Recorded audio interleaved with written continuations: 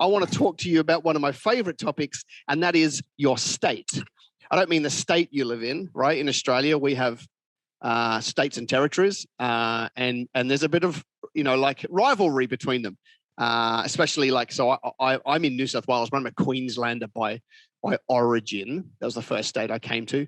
And then we have a state called New South Wales, which are connected. And every year we have a big rugby match, 3 games, and occasionally New South Wales win, right? So I don't mean that state, right? I mean the state of mind. I'm a big proponent that the biggest leverage of your success is internal, not external. I believe that you get to decide how this plays out. I get to decide how this plays out. And when I say me, I mean me and God. I mean you and God. I mean you and God, and not the 50,000 external factors. I mean you and God get to decide how this plays out. And I want to kind of put that power back into your own hands, because I see so many people these days who are driven by circumstance. And these days, more than 3 years ago, COVID, pandemic, more than 3 years ago, right now, it feels like everybody has decided that they just can't do it, that it's all too hard. The agenda's against them. Everybody's pushing this. No. Every time you allow your success and your future be determined by some other factor that is external, that you can't control, you've given away all your power.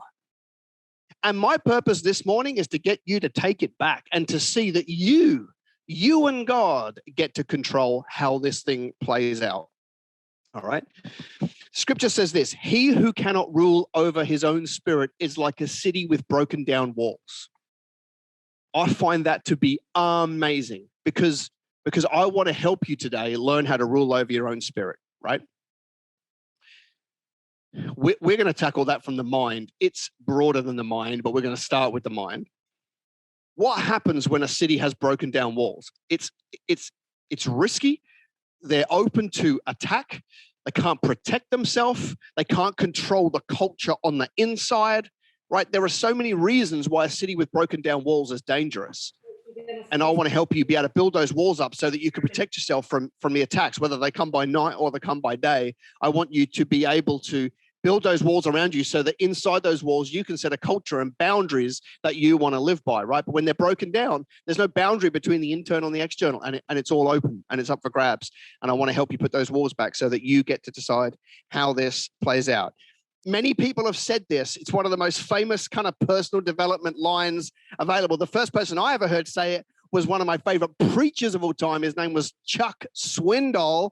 Right, I only love him so much because he was the guy on 5 a.m. on the radio when I first got saved that I would listen to every morning on the way to work. And he said, life is 10% what happens and 90% how you react to it. And I fully agree, right? It's about, because what that does is it brings me back the ability to make my decisions on how I'm going to navigate this so that I can do what I need to do. Obviously, there's a huge discussion right now. Should I get vaccinated? Should I not? Should I wear a mask? Should I not? Should I do this? Churches, can we open? All of those debates are legitimate. But here's where I get to. Here's where I get to in amongst all of the crazy noise. And I am full sympathetic for people on all areas of the spectrum on where they sit on those big life decisions. I want you to work out where you sit. I'm not going to try and tell you where to sit. Here's where I sit, though. I've got one major role during my time on earth, and that's to do the will of God, to do the assignment that God has for me. So if that means that I have to take a vaccine to do the will of God, or not taking one means I can't, then that's my bar. I've got one obligation, and that's to do the assignment that the Lord's got, to do the work that the Lord's got for me, and I won't let anything stop it. That's where I get to for me. You can work out yours, but that's where I get to. And what that does is that allows me to put myself back in control, take back the power, and do what I need to do to be my very best. You can do you, but that's how I get there. All right, so I want to run through 5 things. These are essentially life lessons. And it's not exhaustive. There's plenty more. It's just that there's only so much you'll be able to take in one sitting. I just basically want to run through 5 things that I truly believe help me run my own state. They help me be my best on a daily basis so that I can run the race and last the distance, so that I can achieve the good work that takes 10, 20, 30 years, so that I can do what I need to do on a daily basis without it ruining me, right? So these are just 5 things, 5 lessons. Some of you probably have heard some of these before, some of you not. But these are things that I think are really, really important in terms of lasting the distance. Here's the first life lesson that I believe helps me and will help you manage your own state. I believe that life happens for me, not to me. Life happens for me, not to me. Meaning that everything that comes at me, good and bad, is actually for good. Meaning that I just choose to see the thing. I mean, obviously, it's easy to see that blessings are that way. I guess I mean the times that are difficult, the times that come with anguish, the times that challenge me, I see them as they happen for me. They're a gift, not to me, because if they happen to me, I am powerless. They happen for me, right?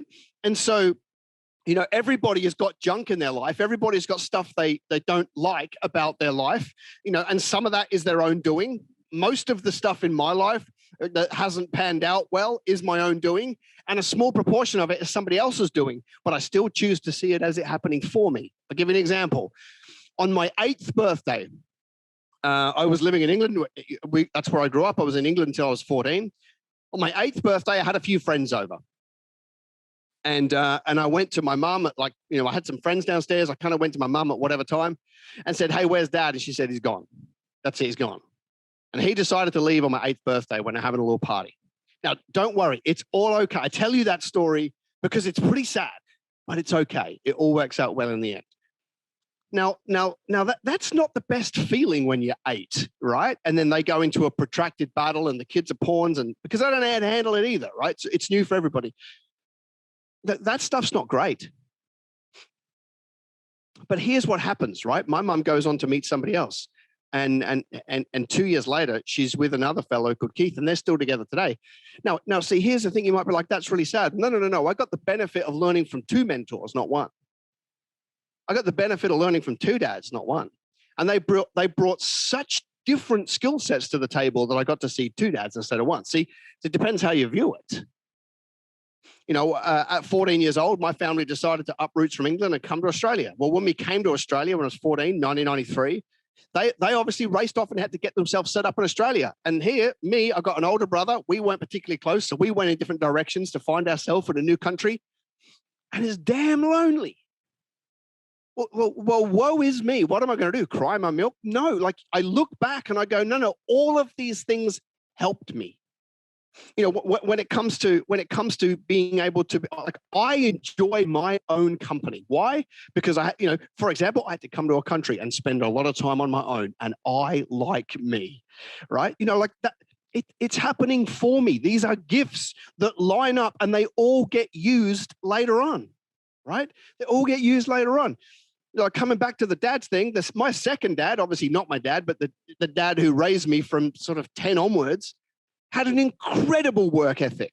And I got to see a man that got up, his alarm would go off at 6 o'clock every day, and he would go and iron a shirt and put on a tie and get his briefcase and go to work day in, day out. I got to see that, and I really liked that. So I want to let you know that all of this can set you up to have a bright future if you wanted to, or you can play victim and it'll make you play small. The choice is yours, is essentially what I'm saying. All right. You take a guy like Joseph in the Bible, right? Now, we all know the story, hard luck story, hard luck, and then all of a sudden it came good at the end. I don't agree with that narrative. It was all by design from the beginning, right? You know, gets given a dream. Well, God doesn't give dreams when he doesn't want to, so he gets given a dream at a very young age. His family will bow down to him. 7 years of famine, 7 years of prosperity, right? Worst famine. And so, but if you look at his journey, right, it'd be very easy to look at the chronological events and think about how unfair they were, right? You know, taken by his brothers, thrown in a pit, sold into slavery, thrown into prison, neglected in prison. Like, it'd be so easy to look at those events and go, but actually, they're really unfair. But actually, if you look at the timeline of events and the geography of events, every single one of those hard luck stories got him closer in proximity to the place he needed to be so he could be the governor of the land to download the godly strategy to get the people through a famine. Like literally thrown on a road where the Ishmaelites would come, exactly where he needed to be able to take him closer to Pharaoh. So it's just a different way of looking at life. And sure, I haven't had the worst. Like there are people that have heinous things happen to them in their life, for sure. But it doesn't change the fact that it will put you back in a seat of power if you can see that life happens for you, not to you. You are not powerless to this. You can take it back and see the good in every situation. And you can see the way the Lord turns those situations around for good so that they become valuable. You know, every single person in the Bible that ended up being a victor and having doing some really good work for the Lord, they usually had their pit experience and it shaped them as a person. It shaped them as a person, which allowed them to be their very best when the Lord needed them, which proves that if you can see it, life happens for you and not to you. That's number one. If you're liking this, by the way, some sort of emoji in the chat would be really handy. I'm up here just pouring myself out. You know, you're just sitting there watching. Come on, people. Hey, sorry to barge in on this video. Hey, listen, if you're enjoying this, then I want to invite you to do two things. Firstly, would you subscribe to my channel by hitting the subscribe button and the bell button, and then you'll get the alerts when new episodes are loaded. Secondly, why don't you consider joining my global community of kingdom entrepreneurs? It's free. Just go and check out kingdombusiness.global. Let's get back to this video. Number two, in terms of being able to kind of rule my own mind, is this. I believe that if I can see it, I can be it. If I can see it, I can be it. Which means by implication that if I can't see it, I can't be it. I believe that God put an imagination inside of us for a reason. Our ability to forward think, role play situations, our ability to dream up a bright future, dream up a different outcome, dream up different scenarios is all been put in there for a reason.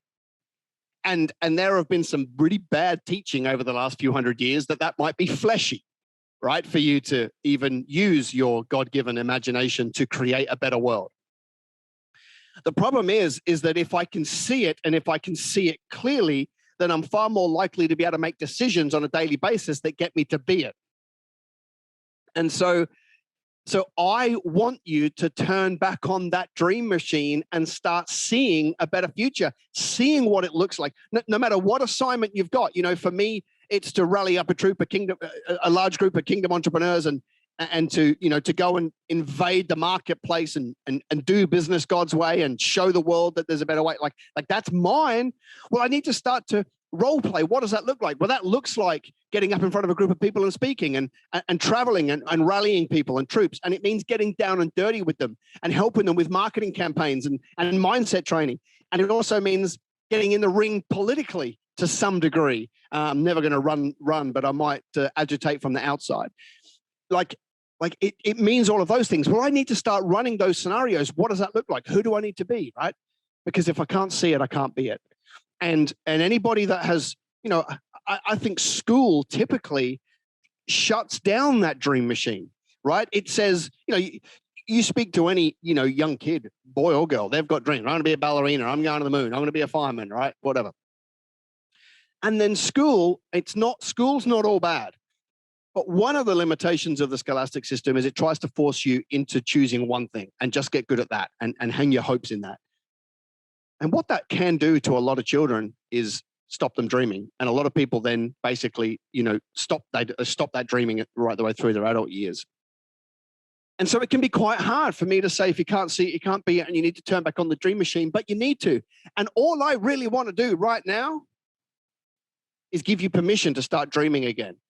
And by the way, it's really simple. You get somewhere, you get a bottle of water, you get a journal and a pen and a Bible. And just start writing, just start drawing, just start seeing. Just give yourself permission to start running different scenarios. Start to see yourself doing the dreams that you've got. Start to see yourself in your mind walking out the steps that will get you towards the dreams that you've got.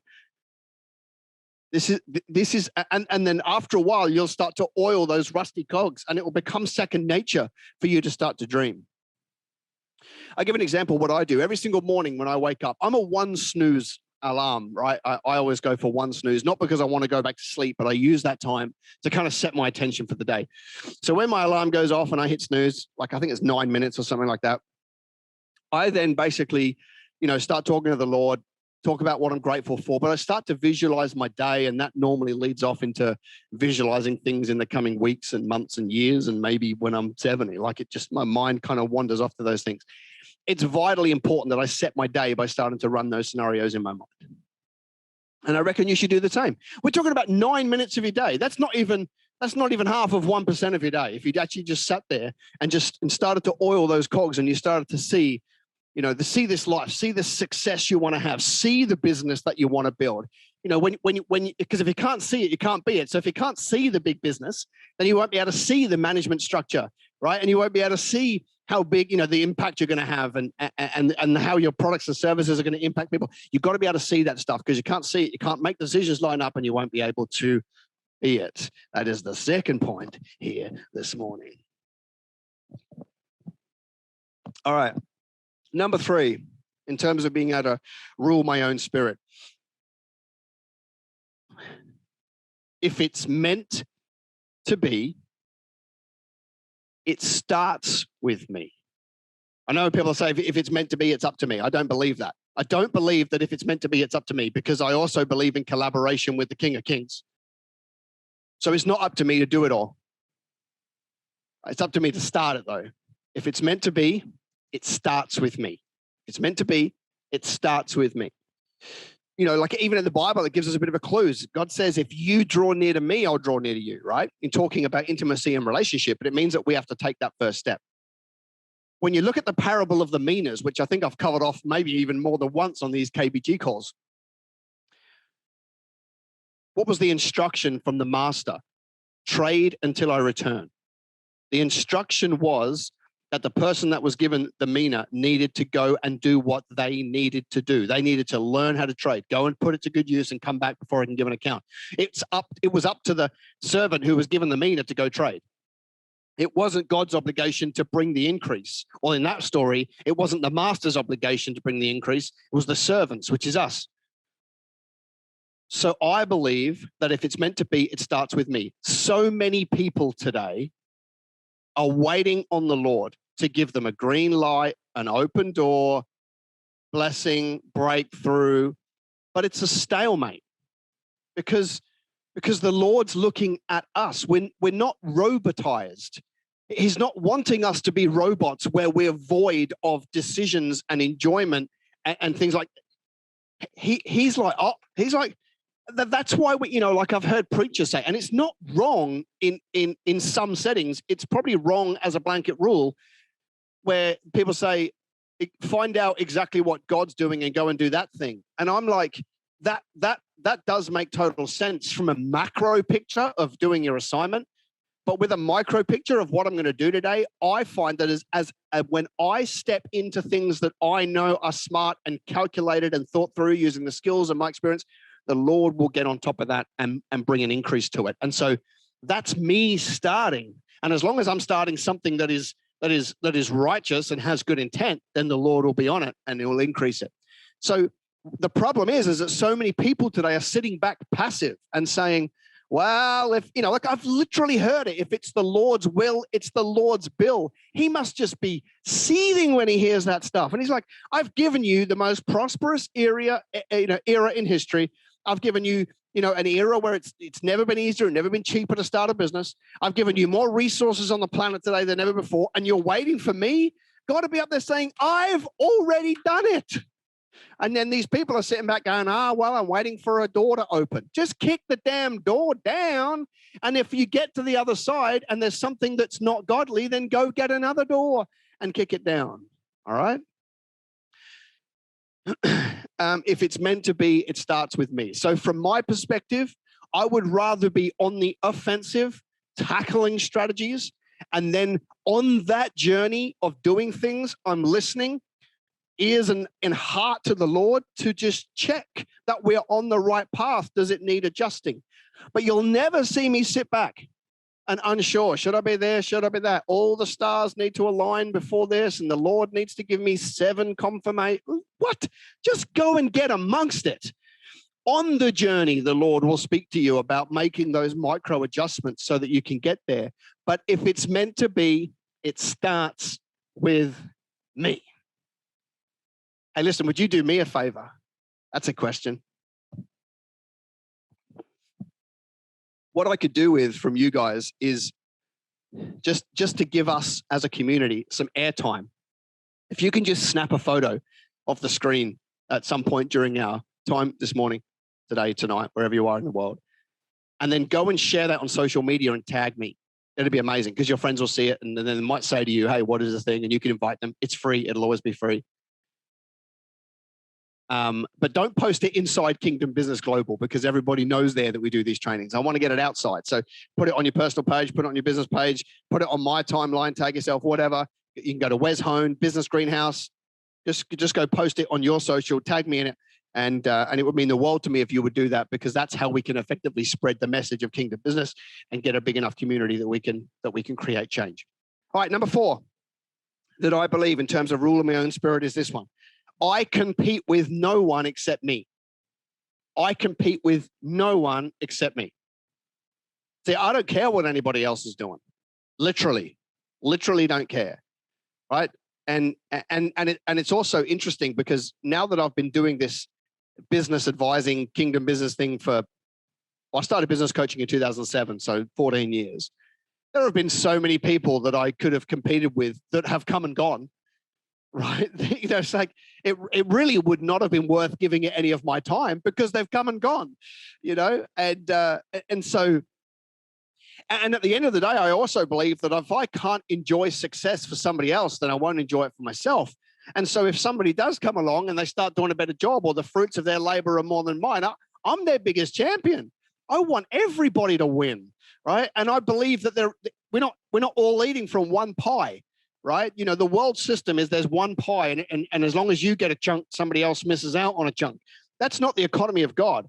In the economy of God, if we run out of pies, it'll just make more pies, right? So there is enough for everybody. So I don't compete with anybody else. I'm not competing with, you know, the other business coaching firm or the other Kingdom Business movement or whatever. I'm not competing. Literally, I give it no time. I compete with me and I compete with yesterday. That's how I view it, right? Because what it does is it puts me back in control, and that's the aim of this morning's talk. I just compete with me. I want to be better than I was yesterday. I want to be better than I was last quarter. I want to be better than I was last year, right? And so I get up every single day, and I kick my own backside, right? That's what I do.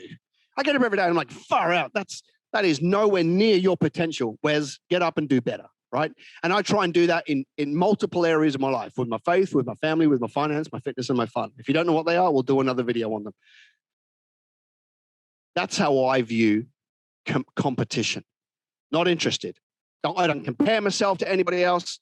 I don't think that I'm less than anybody else. I don't think I'm better than anybody else. I get up every single day and I just want to be better than I was yesterday, better than I was last quarter, better than I was last year. And it's such a liberating place to be in, because there is a spirit of competition inside of me that wants to rise up. There is a spirit of competition that wants to outperform. But if you harness it and make it about yourself, then you're only outperforming over you, and therefore you're getting better and better and better and better and better. The minute you have to compete against somebody else, it means that you're insecure to some degree, right? Because you're trying to get status, pride, ego, fulfillment from something that you can't even control. Let me tell you that is like boxing the wind. You will get yourself so worn out and tired and burnt out, but you will produce no fruit, right? And take out no enemy. You just want to compete with yourself. So you want to get better every single day. Like I want to be more knowledgeable, you know, this September than I was last September, which means I now need to go and learn something new, right? You know, which at the moment, I'm deep into learning about UTM parameters and how we're going to get past iOS 14 changes and And how do we start to use third-party apps to bring our website to our own servers and mirror them so that we can get all of the data of who's coming to remarket to those people instead of missing out on all that information. If I've just lost you, that's because you're not playing the game in the year that we are in, right? So I need to be more knowledgeable than I was last year. I need to be a better dad than I was last year. And I've just made a really big investment to be able to be a better dad this year than last year. I need to be a better husband than I was. Like that's how I compete. Right? That is how I compete. I don't always win. I'm not on 100-0 success rate of winning, but I'm conscious to compete with myself consistently so that I can become better. Because here's the thing that I'm enamored with in my life is I want to reach my potential. I want everything God's got for me. I don't think I'm going to get there. And in fact, I've already probably made so many poor decisions in my life, especially pre-Christ, that I've probably even limited some of my potential anyway.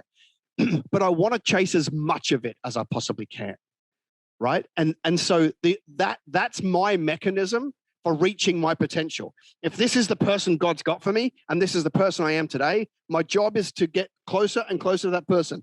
Well, my mechanism for getting there is competing with myself. Because if I raise my own standards and I expect more from me, then I'm going to become better and better and better and better and better, and I'm more likely to become that person. All right. The fifth life lesson for me to be able to rule my own mind and become my very best is this. I constantly ask myself the question, did I win or did I learn? I actually don't believe in failure. In fact, well, actually there's only one way you can fail in business. And that's quit. That's the only way you can fail in business is quit. If you go bankrupt or voluntary administration or Chapter 11, that's not failing. Sure, it sucks. Phenomenal learning curve. Phenomenal tool to use on occasions. The only way I believe that you can fail is when you give up on your God-given assignment of doing business and go and find another way, get a job or whatever. And now here's what's interesting. If your business closes up and you go and get a job for the sake of getting enough money to feed your kids so that you can go back and start another business, it's not failing. Quitting is like, I'm never coming back. Outside of quitting on business for the rest of your life, you're either winning or learning. Listen, I make mistakes all day, every day. I take risks and do things that don't work out all day, every day. And I sit back and I review them and go, did I win or did I learn? Because I have this kind of weird narrative of my own that says, I kind of feel like it goes something like this. As a kingdom entrepreneur, you're going to have to make 12,000 mistakes in your life. That's kind of how I see it. The numbers don't matter. I kind of think, man, I'm going to have to make 12,000 mistakes in my life to work out. It's like mistakes are like bumper bowling. You work out where the new boundaries are so that you can get better. And I think to myself, man, if I've got to make 12,000 mistakes, I don't want to make those 12,000 mistakes over the rest of my life. I want to get them done in 4 years so that I can be really, prosperous after that. So for me, I would rather put my mistakes in a concentrated period of time because I can learn faster. Now, not everything goes bad. I do heaps of stuff and it works out incredibly well. So I win or I learn. And truly, I mean, what is a mistake? Is a mistake getting something wrong once? I don't think it is, right? I think a mistake is probably getting something wrong that you could have prevented because you've already done it wrong once and doing it and repeating it. That's probably a mistake. But either again, it's not failing, right? I just want to put you back in the position of going, it is okay. You're going to have to make decisions. Those decisions are going to cost you money, time, energy, focus, right? You're going to have to expend your resources to be able to build a great kingdom business. And I want to let you know that many of those things will not work. They will produce zero fruit. You will have wasted money. You would have wasted time. You would have wasted effort, energy, focus, family time, whatever, on things that don't work. But you kind of get to, over a period of time, you go, I'm not going to put my time to those things anymore. I'm not going to put my time to those things anymore. I'm going to put my time to those things anymore. And you get to learn some internal boundaries about how to do this. And you actually become better, smarter, at doing this business thing as you make more and more of those mistakes. And so for me, I I just know that I'm never, ever, ever, ever, ever going to quit. I'm never, ever going to quit the call to business. I'm never going to quit the call to business. In my entire life, I will never quit the call to business. I know that. I've already decided that because it's what the Lord had for me. And so quitting the call to business would be effectively quitting on the Lord. And I'm not going to do that. But I am going to make a ton of mistakes. I just give myself license to not see them as failing. Right? Whereas at school, oh man, they used that word a lot on my report card.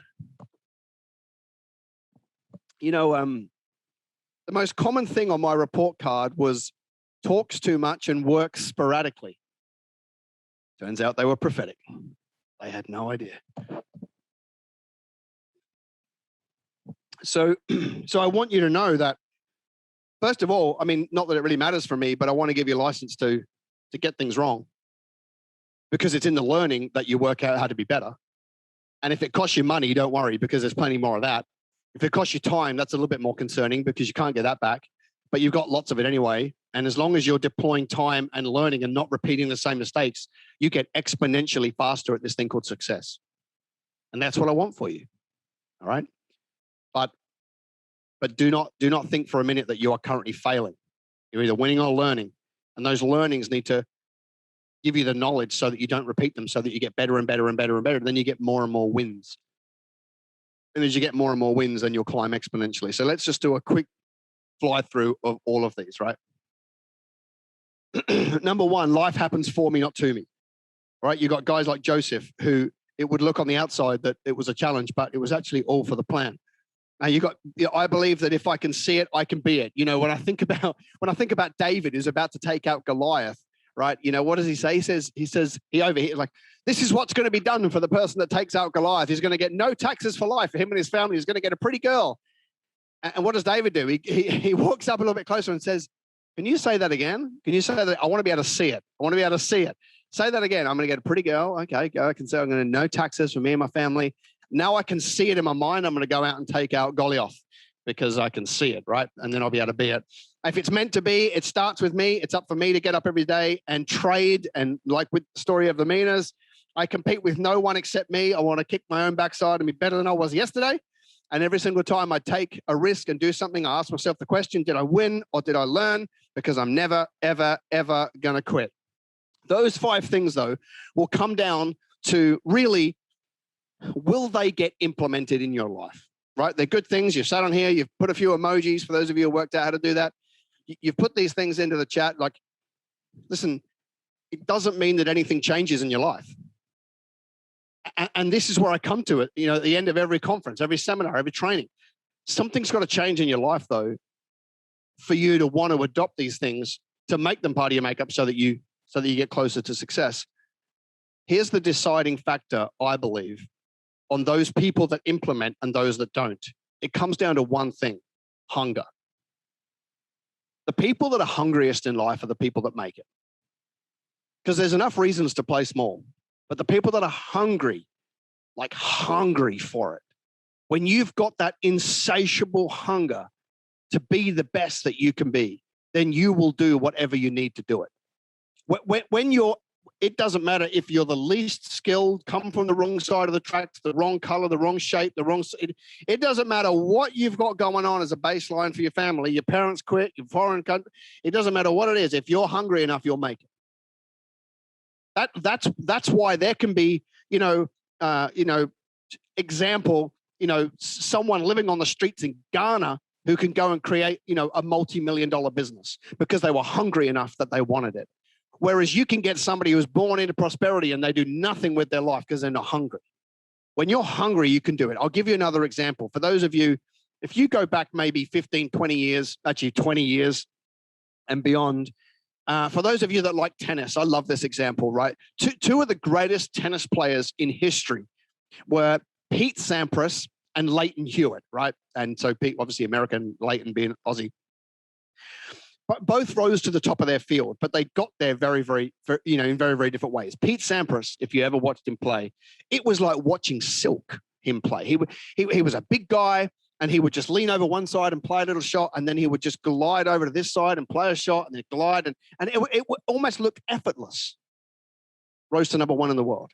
But then you got a guy like Leighton Hewitt, short, stocky, not naturally fast, but he was so hungry to be the number one in the world that he just outworked everybody else. He just put his body through whatever needed to happen to be number one.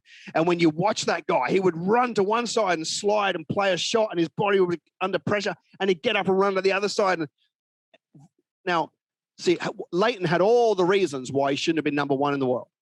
Too short, not skilled enough, not fast enough, but he had the hunger. Had the hunger to get up every day and work harder than everybody else, fight harder, put his body through whatever it needed to do, put his mind through whatever it needed to do, and he rose to number one in the world.